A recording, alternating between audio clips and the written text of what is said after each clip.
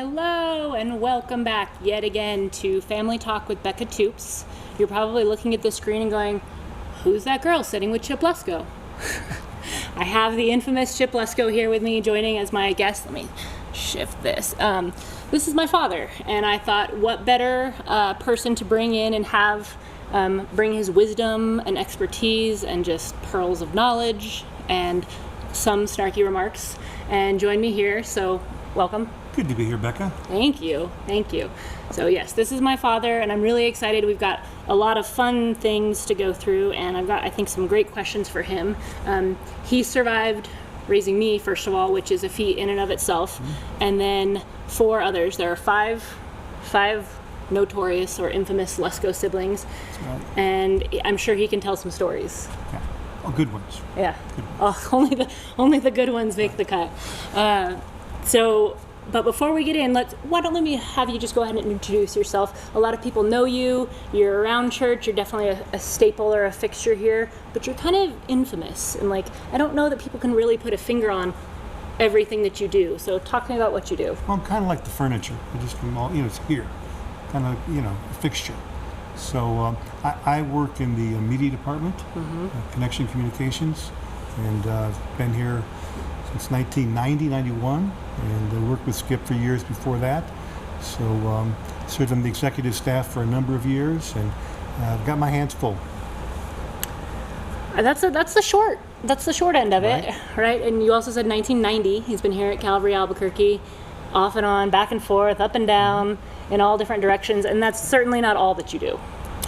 But it's primarily what I do. That's Okay. my main function. Certainly. I do consult with other churches. Your brother being one of them. I get privileged to work with Levi as much as he'll let me, and some good friends around the country. So it's been an honor. It really has.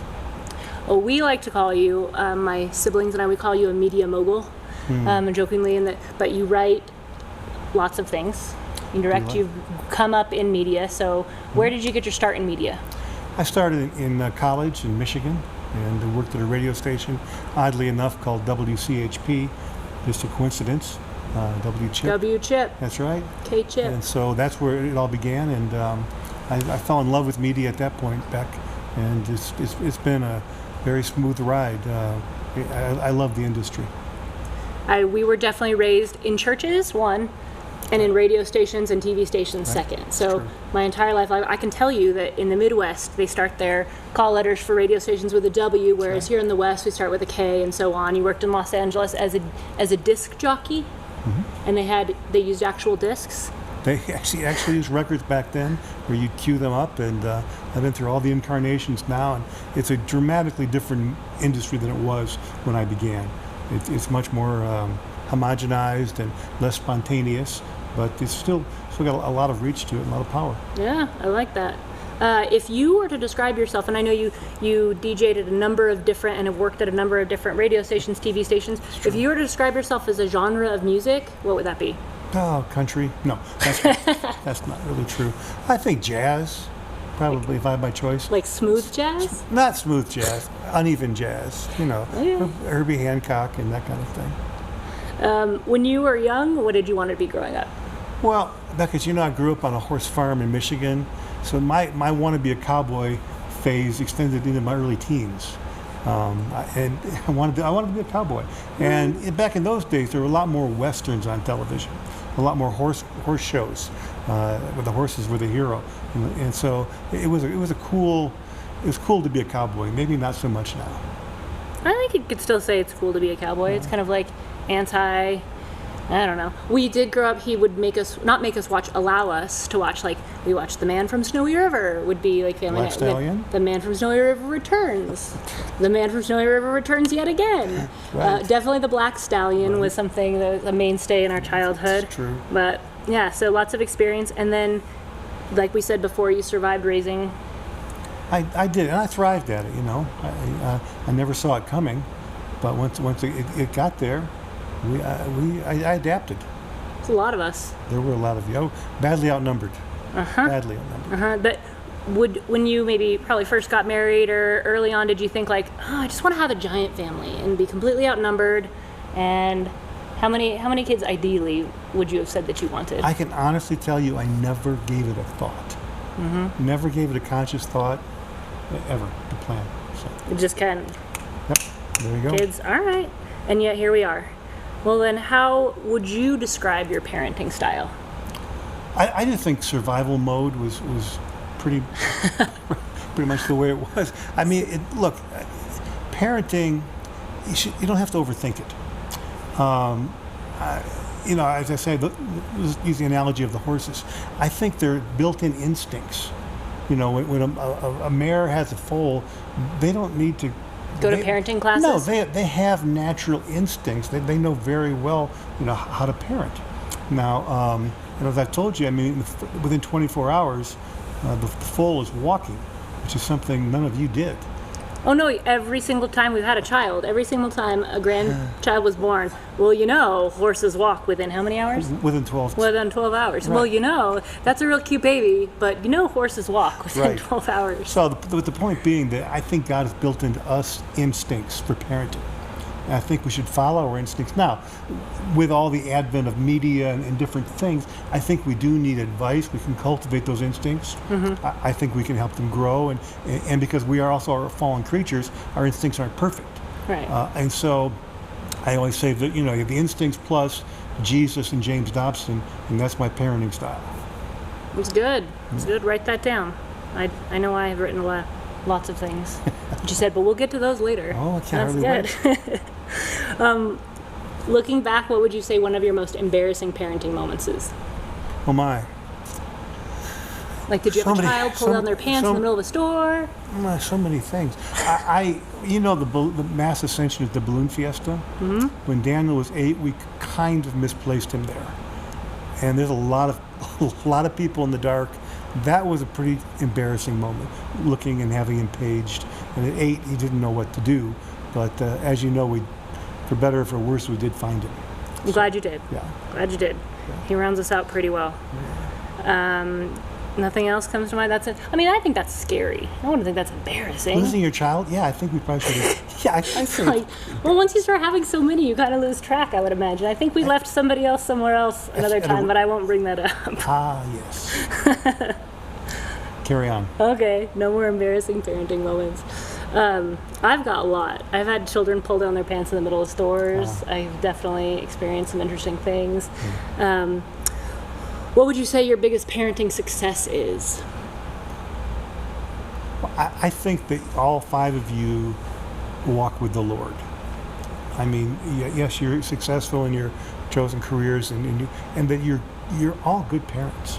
I mean, you're all really serious parents. I'm very proud of that fact. But none of you've walked away from the Lord. And one of my biggest fears in raising this tribe was that because I am so committed to church and to Christian ministry, that the PK syndrome would set in, and the pastor's kid deal, and that you would be burned out on the church. And I've seen so many of my peers' children do just that.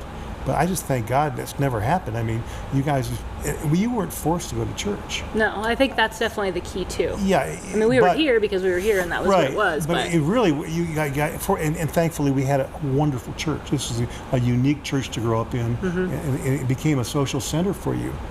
I mean, it got to the point, Becca, you know this, with the boys, we would discipline them by saying, you can't go to church. Oh, yeah.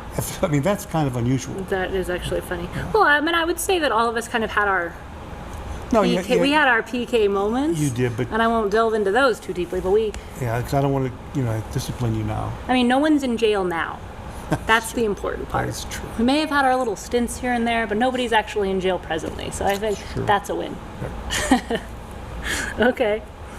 I mean, I think I've watched you and your example that you set, and that you weren't claiming to be perfect, you weren't standing on a pedestal pointing fingers telling everyone what we needed to do, but you led by example and you were humble through that. And I think that kind of set the stage for us to all want to follow in your footsteps one way or another, and I think in different ways we all have, and all our own unique, not all of us are pastors, some of us are in the media, some of us, I don't know what I do, but here I am. Here we are. Here we are on stage at Calvary. Right.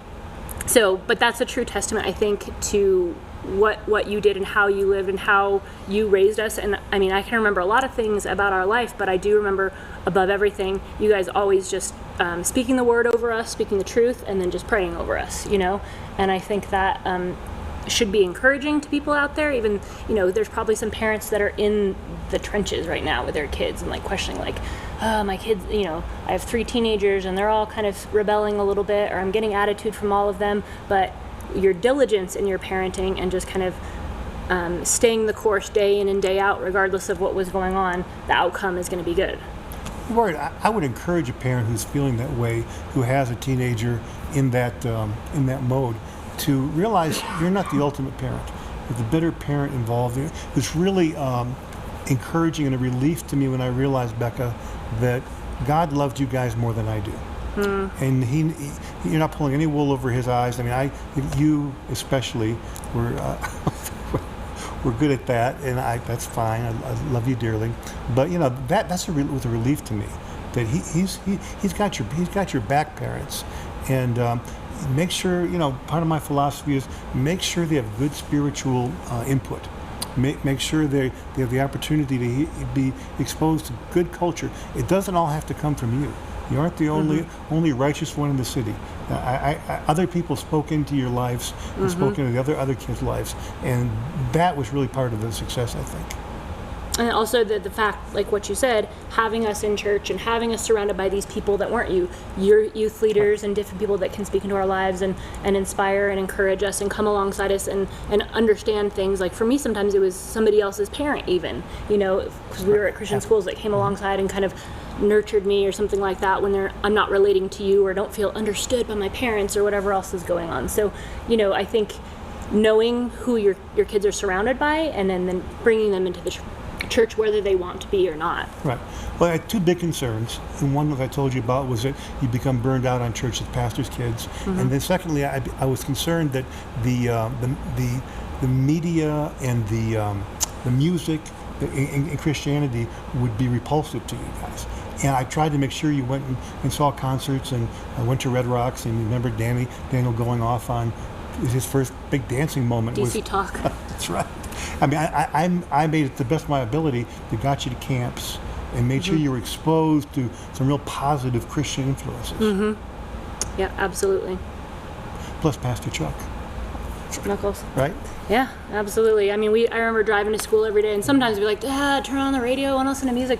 But without fail, every single day driving to school, my dad would have Pastor Chuck would come on, and we'd know also if we were late, if that ended and the next one started. If If John Corson came on, trouble. I was going to get written up at school, but at least we were getting the word. Right. Yeah, totally. On a scale of 1 to 5, 5 being the hardest, how hard was I? 1 to 5. When? No, you were the first. I mean, I clearly had a soft spot for you being a daughter, and you know, having you as a daughter changed my life. Seeing you for the first time was a monumental pivot point in my life. I went, wow, it's a whole human being. It's like, man. Same person. So I'm going to say 5 being the hardest. 5 being the hardest. 2.5. So right in the middle. I can take that. And I'll draw my own conclusions. What the 5 is. Make your own application. So what I was just saying, beyond the theme of us being in church, having the word spoken over us all the time, sports. Very Sports was a huge theme, I'd say, growing up and in our family and just in our everyday life, every direction. No, I was very concerned also that you'd be deprived in Christian education of not having a full rounded opportunity to have sports, to have a social life, to have just the things that are really part and parcel of a good growing up experience. You know, and that's not to say homeschooling's bad, but that wasn't going to happen. With us? Yeah. No. Not if we were all going to survive it, no. No one would survive that. Well, there would have been some casualties. That's for sure. But the point being, I wanted to make sure, that's why I'm thankful for Hope Christian School and for Colorado Springs Christian School, where you guys went to up there, that they had a full menu of extracurricular activities. I think it's really important. Yeah. Skip says, hello, Luscos. Surfboard looks great. Somebody else says, Levi's my favorite. Is that Levi saying No, it was somebody else. Okay. It's okay. He's somebody else's favorite sometimes. Yeah. What else? So, yeah, sports. No, I mean, I remember in our family too, just it was the time, and we didn't have the distractions that we have now with social media and iPads and video games. Video games were just starting, but I remember playing softball games, the whole family in the front yard all the time. Or, we'd go to a public park, touch football, sometimes not touch football, and some people would get the wind knocked out of them by their dad. But you learn. You learn the tough way. There's no I in team, there's an I in win. Remember that. Darn right. Michael Jordan. No, really instilling, that competitive spirit and that fun within us, but also just the love for sports. And you can see us all, as we've grown, have kind of continued to instill that. I was on the tennis court yesterday playing with my husband.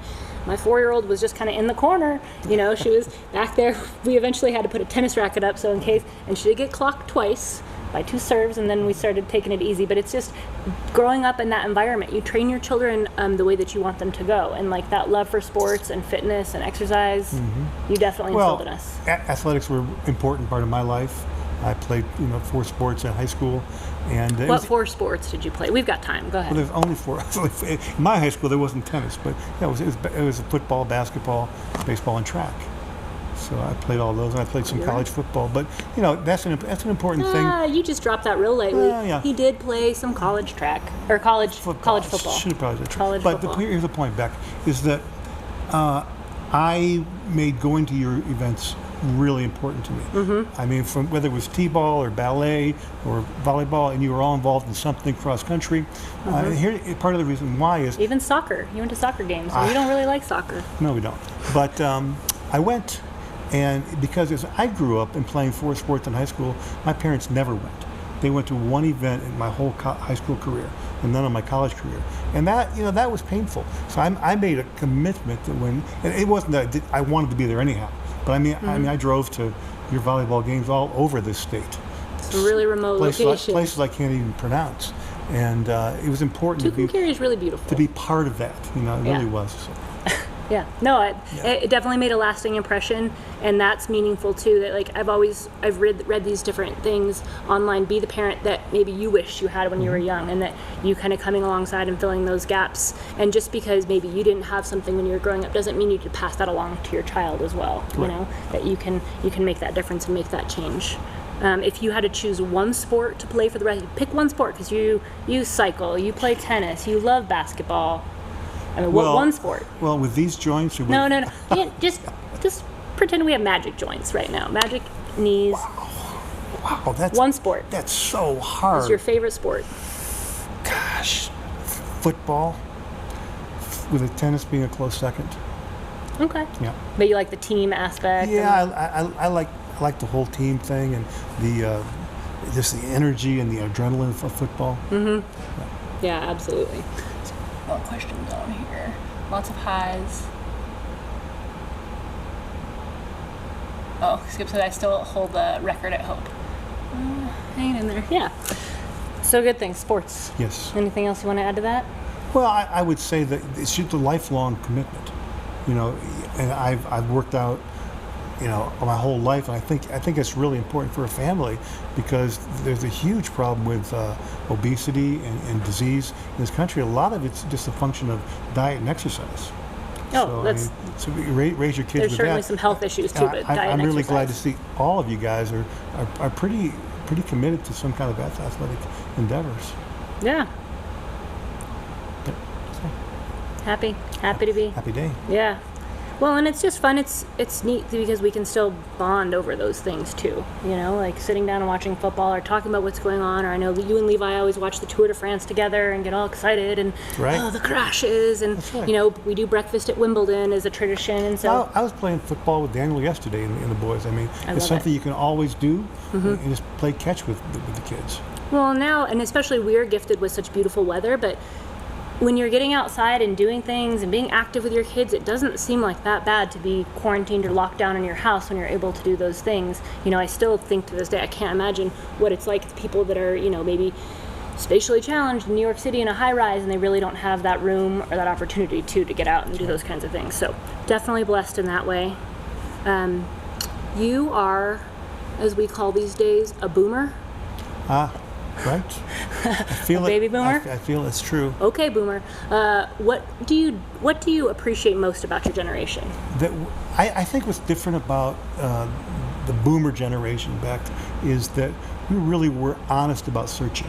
It was a very open, honest thing about searching for spiritual truth, looking for reality. I don't sense that. I don't sense that as much. People are more locked into materialism, locked into all the social and narcissistic things. So I think we were a search. I was searching. I went on a devoted search. I didn't know I was searching for God. I was searching for truth. Okay. Yeah. What do you dislike most about your generation? Oh, the immorality.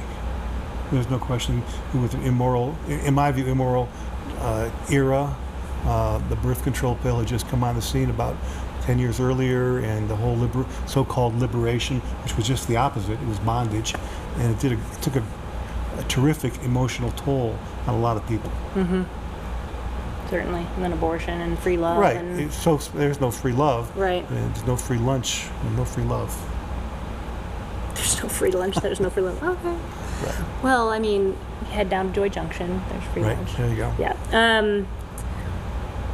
Do you think, with your children, looking back, do you think it's harder to parent the kids that are more like you in personality? And I'm kind of going through this right now with my kids, or the kids that are much more different than you. Oh, it's different ones. Are easier or harder? Because I was an easy kid to raise. No, I was. Oh, okay. I never missed 1 minute of school. I loved school. Never skipped school 1 second. Okay. So that was I was a very compliant child, and so it was easier for me to parent the unnamed compliant children of the tribe. Well, for Jesse. me, he's right there. I feel like I struggle because sometimes what I see in my children that is most like me, I like it, but then it's also where sometimes we butt heads because like the strength. Like I really want to raise strong, independent, girls, but then I'm like, whoa, not that strong. Whoa. Not that independent. Right, not that independent. You don't see anything like that, Right. that sometimes you had challenges with the things that were most like you in your kids, or the ones where you... Oh no, because then I could predict and head them off at the pass. Oh, okay. All right, that makes sense. I like that. I like it. I'd contest it a little bit, but I don't know. Heidi, don't you think she's the easiest? Oh, by far, Okay. no question about it. I mean, she was a gift because And she's a surprise. Like, that's the fifth kid where you're like, absolutely not. We're not having any Right. more kids. right, and but she was, she was miraculous in her ease of relating to her, and we have a great friendship. And but look, you're all individual gems. I really Yeah. feel that way. Oh, yeah. And there's no such thing as favoritism. There's different levels of relationship and different ways of relating. But it's the joy of my life. Well, my kids ask me that all the time. Who's your favorite? Am I your favorite? I'm like, first of all, I have a different favorite every single day because we're relating differently and Right. what's going on, but you don't. It's not like you don't have enough love or you just pick one, it just continues to grow. Yeah. And I mean, I never thought I would have a big family. Growing up, like I was the oldest. I took care of a lot of kids. I don't resent it. I love it. I'm thankful, and I think it prepared me for being a mom in a lot of ways. But I would never have thought, oh, I love this so much. Let's have more chaos in my house and 5 kids. But it grew, and kind of God knew that it was right. And this, I feel like being a mother and like speaking to the lives of my children and pointing them to Jesus and showing them that consistency, I feel like that really is my highest calling. And it wasn't something that I ever expected. And I think that's kind of what you said too. Like, Totally. You never knew it was going to be such a joy. No idea. Yeah. Speaking of such a joy, Yes, you're a grandparent now. I am. Times, how many? 16. That's a lot of kids. It's a lot of kids. Like bunnies. Yeah, Speaking of which, one- I'm adopting a bunny. Well, we have Lenya, 1 in heaven, and 15 here.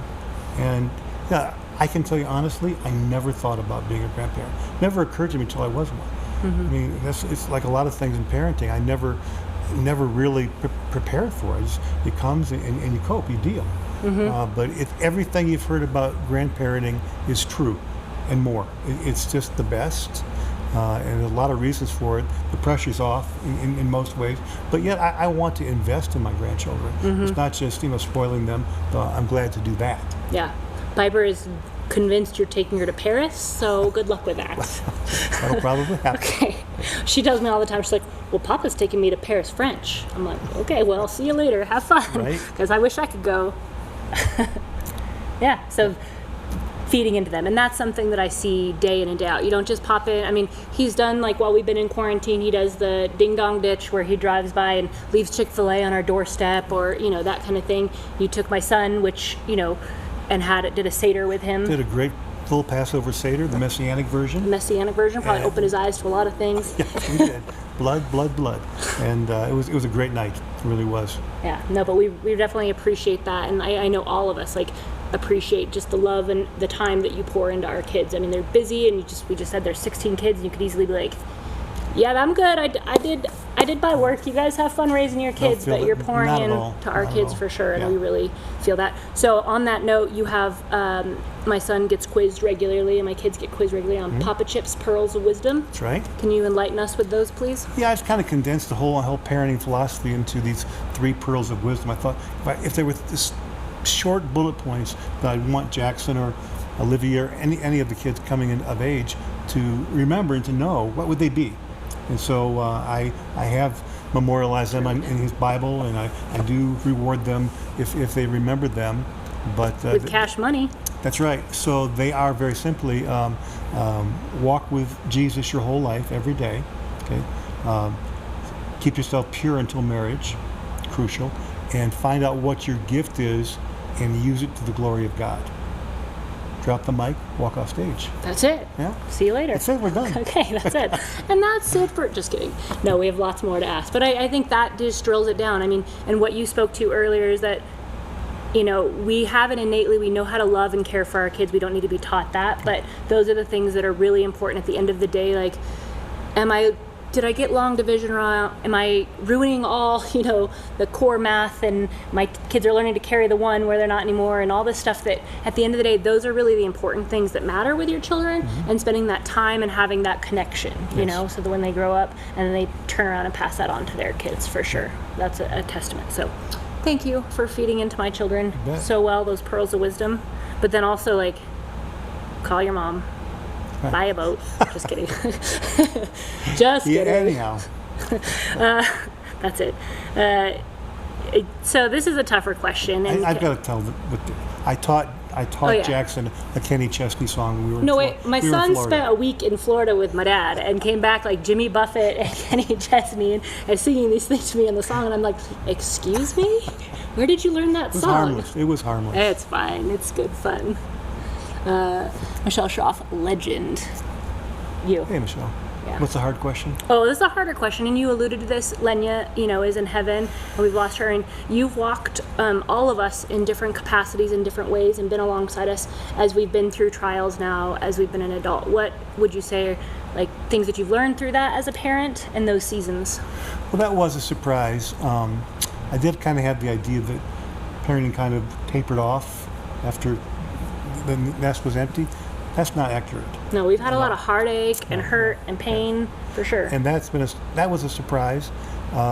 You never stop being a parent. I mean, it's obvious from a genetic standpoint, but also from an emotional one and a spiritual one. And so that I learned that fact. So I'm more prepared now. Lenya was astonishingly difficult, thing to go through. And absolutely. I also learned that I can't fix you guys. It's not my job to fix you. Even when you're younger, you can only expose to truth and guide, and then stand back. And I can't go in and fix a marriage or a career. I can give my best advice.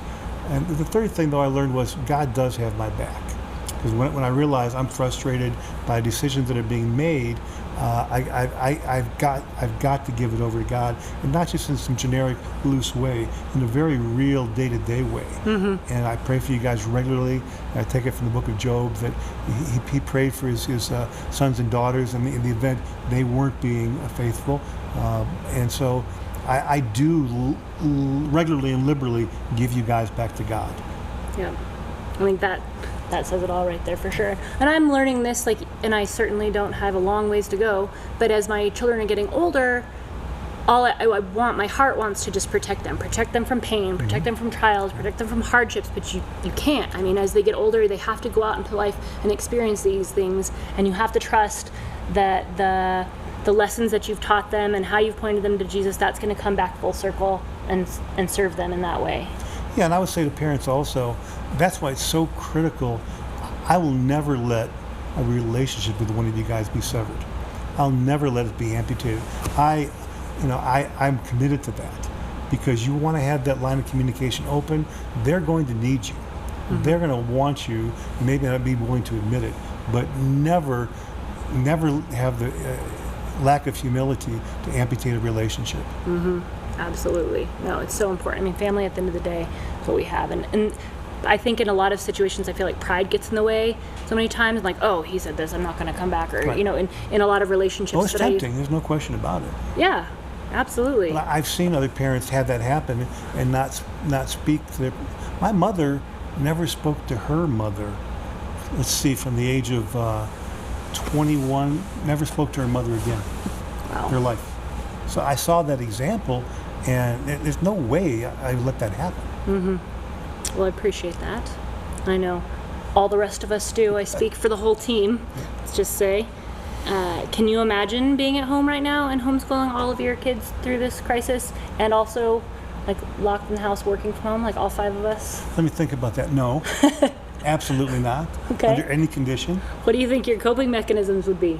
Like, that's a fantasy world. I'm not willing to even entertain it. No. Homeschooling all 5 of us? It could happen. It could have happened. We're thankful that it didn't. God bless the parents that are. Really, it's a crucial ministry, but it's just not for me. It's all right. Nothing wrong with that. There's a blessed few that are chosen for that That's lifestyle, right. But as of right now, all of us are That's living true. that life. So, Yeah. I mean, again, he comes by and drops things off, and I walk out of the house, and I'm like, Dad, I don't know what to do. What have I done wrong? They won't stop fighting. He just shakes his head and laughs. So, reap what you sow. Let's hope not. Let's hope there's a little grace in that too, actually. Yeah. But what would, to the parents struggling with conflict with their kids, constantly fighting? Because I know specifically the 3 of us older kids, cats and dogs. I don't know who the cat is, who the dog is, but we were always fighting. I remember that. Becky, if I had a solution to that, I'd have a book right here that would be available on Amazon. You've been making a lot of money right now with the solution to fighting. Yeah. Well, then how did you cope through that then? You try to be a referee. You try to establish, maxims like, what's a classic one? If you have nothing nice to say, that never worked. Shut your mouth. That never worked. No, because then they look at each other, touching. No, yeah, right. So, that is the true part of the parenting that was survival. Eventually you guys have all now grown up and you maintain a relationship with each other. We like each other. Yeah, and that wasn't the case. 90% of the time we Right. like each other. I think it's pretty good. So, survive and thrive. Okay, good. What do you miss most about life before lockdown?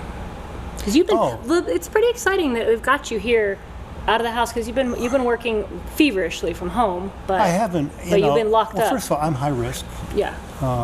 Underlying issues, so I have to be. I don't want to be. I'm more of a rebel, and let's do it. He was in Miami the first week, and we were like, Dad, get home. Bad idea. But so clearly, I'm not traveling. What do I miss? I miss having dinner with my wife, going out for coffee. I miss being able to. I have barely hugged a grandkid in over a month. I miss coming here. Mm-hmm. I'm here a little bit, but I'm really not engaging. I'm engaging. I've done so many Zoom and team views and conference calls. That's what I've been doing. Yep.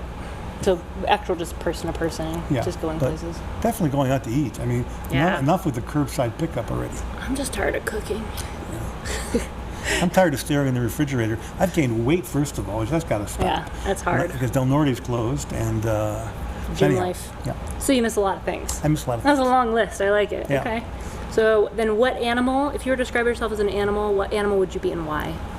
What animal would I be? What animal do you relate most closely to? Well, probably a porpoise, because of all the fish. They get the fish, a lot of fish. You like fish. I like porpoise. I like dolphins. That surprised me. I was expecting you to say a wolf, but... No, I would go with a horse or with a dolphin. A dolphin. Yeah. All right. Flipper. So I've got some fun things here, and you probably don't know this, but your children keep running lists on our phones of something we like to call Chip-isms. So you are a man of few words usually. I mean, you can preach and you can teach. And you told me this was funny. The second week I did this show, I came on here alone and didn't have a guest, and I was like, well, I'm never doing that again. That was terrible. I was not born to be a pastor and talk for 45 minutes nonstop. And what did you say? You said, David Letterman is not great. That's right. Get a guest. Until he has guests. Right. And so here's the guest right here. We're going to go through some legendary Chip-isms. Oh my. And some of you can probably fill in the blank from, but I'll let you maybe explain on a couple of them because they're pretty funny. I'll do what I can. I need a second pillow. It's an island for my knee. That's right. I have knee problems. My knee needs its own oasis at night. Okay. Yes. Top spin, top spin, top spin. Tennis. Best tennis advice ever. We're playing on the moon here. It's almost a mile high. It is a mile high. That was actually what I was going to say next. It's like playing on the surface of the moon. That's right. It is. So to keep the ball on the court, you got to brush up and create top spin so it drops in. Okay. Otherwise, you're in trouble. You hit the ball in the net, which is unforgivable. I hit the ball in the net a lot yesterday. Well, stop it. I'm sorry. I can't be forgiven. I've let my father down. He just teaches me top spin, a foot above the net. Top spin, top spin, top spin. Put this on my tombstone, in quotes. He played the hits. That's right. Wow. You can never go wrong playing the hits. And you learn Top that 40. in radio early and often, but it applies to so many other things in life. Stick with what you know. Stick with what works. You can experiment on the fringes, but the main course is playing the hits. All right. Can't go wrong. Yeah. I don't trust people who don't drink coffee. That speaks for itself. Okay. You can pry the baton from my cold, dead fingers. Well, now, I have lightened up on that a little bit. That came, a guy got up at the pastor's conference who shall go unnamed in California and said, okay, this is like 20 years ago. Seriously, 15 years ago. He gets up at the pastor's conference and he goes, okay, guys, he's speaking to the older generation of Calvary. He says, time for you to pass the baton to us. Well, first of all, he wasn't ready for the baton, number one. Number two, I just figured out what to do with the baton and you're not taking it away from me. That's good. I've heard that, but I didn't actually know what that meant, so that's good. How about this one? Slowly I turn, step by step, inch by inch. I was a Three Stooges fan, still am as a matter of fact, only with the real Curly. For the Shemp and the Curly Joe, negative. But they have a Niagara Falls riff they do. I think all the grandkids even know it. I've heard that my entire life, but I didn't even know where it came from. It's on Three Stooges. Okay. Niagara Falls, and they go, slowly I turn, step. It's funny. I like that you're cracking yourself up. Yeah. All right, here you go. I don't know this one either. And it's funny because I gathered these from the siblings, and I feel like you say the same things like to me, but the things that you've said probably to the boys I've never heard, that kind of thing. Well. So, looking good, Winthorpe. Feeling good, Lewis. That's right. It's the end of an Eddie Murphy movie, Trading Places, and they're on the beach. Oh. Looking good, Winthorpe. It's pretty funny. There you go. Feeling good, Lewis. All right. With a quickness. That's a Magic Johnson statement in playing basketball. You got to play it with the quickness. Which we saw him play. You saw him play in Denver? That's true. I was a big sports fan. My dad took me to a lot of NBA games once upon a time. With the quickness. Nippy, nippy, nappy time. Yeah, that was for you. That was for you, and I don't know where that came from. But that's how we got you down to take naps. So, a side note, I was reading some of these to someone before I came on here, someone that knows you and has worked for you and known you off and on. And I was reading these, and he just kind of squinted and goes, I must not know Chip at all. And I was like, well, Chip's like secret funny. Like, people don't expect him to be as funny. He kind of mutters things and kind of shuffles off a little bit, walks off and does his thing. Shuffle off. Okay, walk off. But he's got secret funny to him. So a lot of people have heard him teach and maybe been in his classes in school and ministry, but don't know your secret funny side. It's kind of We're exposing a dry, sarcastic, British kind of humor. I like to think that I got my sense of humor from you. I think I did. How about this one? This is, I can do that, but that is not the question. That's right. Well, people say, can you hand me that salt shaker? I said, I can, but that's really not the question. Will I? Oh, clever. Will I? I'm around the corner. I'm pulling in the parking lot. 5 minutes away. Okay. Next question. That's all. I'm elaborating on that because if you call him and you're meeting him, I'm right around the corner. I'm pulling in the parking lot. I'm like, pulling in the parking lot. I'm standing in the parking lot. That Where may be are a little you?" elastic. Okay, it's stretchy. Yeah. I am the on-time machine. In my dreams. Life is too short for bad coffee, old tennis balls, or low iPhone brightness. That's correct. Yeah. But turn your phone up. All the way up. All the way up. That's the way Steve Jobs intended it to be experienced. That's correct. He also never has, usually never has a case on his iPhone because he says it's not the way it was supposed to be experienced. Feel. Yeah, The way Steve meant it to be felt. Mm-hmm. Catch the football, dummy. That was I played wide receiver in college, and that was what my college football coach said. Catch the football, dummy. I like it. Yeah. I slept like an ant. That's how I felt, all curled up like a big insect. Keep going. I like it. It's funny. Hurry, let's get there before all the selfish people do. Right. That has to do with getting food. Yes. Yep. There's no condemnation in Christ. Yes. The word of God does not come back void. That was my life. If I had to go get, some people are given a life verse by God. I had to go get mine. He never actually gave me one, but I picked that one. You got it. That's the one, and that's crucial. That it's part of what we've done around here at Calvary, Becca, is liberate God's word and watch Him work. I love it. And then Jesus said He would build His church, and the gates of hell would not prevail against it. That's correct. The church is the only institution that will survive this world. Yep. Good. Kangaroos are the dolphins of land. I don't think that was me. I think it was you.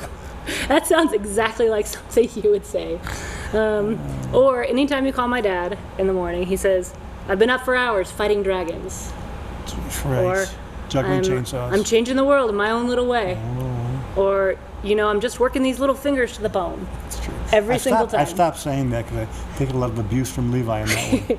But it's pretty funny. He's all into the Sabbath now. Oh, okay. Okay. It's good. Well, last but not least, before we finish up here, we're going to take a quick little deep dive into your Instagram and have you explain some fun photos. So we're going to have some photos pop up here. And for the people on Instagram, so on the live it should be there, but for the people on Instagram, here's our first photo. I'm going to show you so you can see what everybody's getting on the live feed. Here it is, Grandpa Chip and Piper. I point out the flip-flops, constantly in flip-flops. I was surprised you actually have married me in flip-flops. It's true. So the fact that you're not wearing flip-flops today is a stunner, but good. They're in the car. Anything else you want to explain about this photo? Not that I can think of. You and Piper? What about her? Oh, no, nothing. No, she is something. Piper, I mean, they're all tremendous in their own ways, but Piper is a piece of work. In a good way. Love her to death. All right, our next photo here. Here's your next photo here. Oh, yeah. If you want to dive into this one and explain this. Here's our next photo coming up on the lives. Well, we lived in Colorado for a number of years, and A Basin has spring skiing through July, so we weren't the only ones. I mean, the people. It looks like you're the only guy in shorts, Bermuda shorts there. But it's Aloha Week, and people are wearing Hawaiian shirts, and clearly the weather is nice. The A Basin is open, Arapahoe Basin is open until July. All right, it's good. You were a cool guy. Bermuda shorts, got that pink. You're killing it. Got those tube socks on. Yeah. No, that again just speaks to how fun things that we got to do and that you sacrificed so we were able to have those kinds of experiences growing up. All right, and here's our last photo and possibly my favorite. Okay. Here you go. And that's you, I believe, if my memory serves correctly. I'm not certain that's me. I'm pretty sure that's you checking the mail in a turkey costume. I'll tell you what happened. I went to the grocery store for milk, and they had these costumes on sale. I just couldn't avoid it. Couldn't help it. It's still in my closet. It definitely made a lasting impression in the memory of the grandchildren when you opened the door in a giant turkey costume. Well, right. Good. Gobble, gobble. Gobble, gobble. All right. Well, I think that's about it for us. You've got a camera here. Leave the parents at home with some encouragement for family time. Absolutely. For this season. Absolutely. I'll just reiterate some of the things I said maybe in a little bit different form, Becca. And that's to say this. Parenting is one of the highest privileges for a human being, to be able to leave a legacy. You have the opportunity to leave a legacy at work. We're here at Calvary, and that's been one of the real joys of my business life.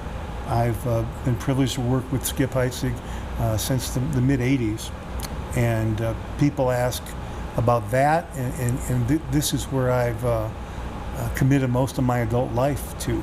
And to see what God has done here is phenomenal. And to be able to serve in some way with Skip has been, again, a huge joy of my life. You know, when we came here, Becca, if I can just digress for a minute. Digress. I shall digress. In the early 90s, this church was much different. The campus was different. Those were explosive years. The Connection Communications building didn't exist. There was one person on the media team in 1990. It wasn't me. When I came, there were two. But there was Don Chancellor was here doing print. And now there's 40 people in that building next door. And it wasn't any massive plan on my part, that's for sure. But God did things so naturally. Those were explosive years, and it's been an honor and a real privilege to be a part of that. So that's the one side of my brain. The other side is the family side, and the honor of raising children and watching you guys grow up and seeing the men and women you've become it's phenomenal.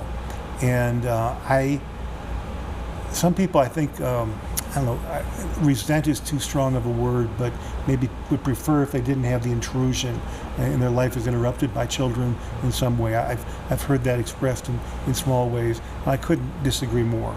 But to see you grow up and choose a career path, that we remain friends, and our relationship has changed.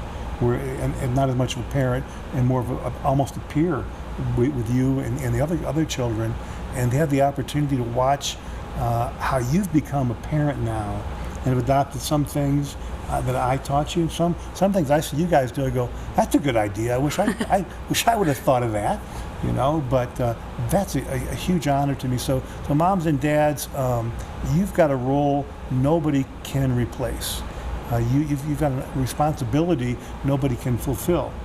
But you've got a privilege that God's given you these children for a relatively narrow span of time. Don't wish it to be over. Don't rush through it. Don't look for a different stage or age when they stop doing this and start doing that. I would say enjoy every minute of being a parent. That's good. Thank you. Well, thanks for joining us this week. We'll see you next week on Family Talk with Becca Toups Live.